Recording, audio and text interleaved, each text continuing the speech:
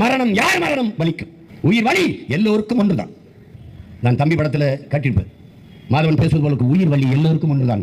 இந்த உரையாடல் தான் என் தலைவனுக்கு மிகவும் பிடித்த உரையாடல். அந்த படத்தில் வந்த உரையாடல் பெருமையாக சொல்வார்கள் தம்பிகள். கரும்புலி மறவர்களை களத்திற்கு அனுப்புகிற போது அல்லது போர் வீரர்களை களத்திற்கு அனுப்புகிற போது காட்டுங்கள் உயிர் வலி எல்லோருக்கும் ஒன்றுதான் என்று சிங்களவர்களுக்கு காட்டுங்கள் என்று இந்த உரையாடலை சொல்லி உங்கள் அண்ணன் அனுப்புவார் என்று என்னிடத்திலே சொல்வார்கள். அப்படி உயிர் வலி நல்லவன் கெட்டவன் இங்கே யார் மரணமும் பாதிக்கும்.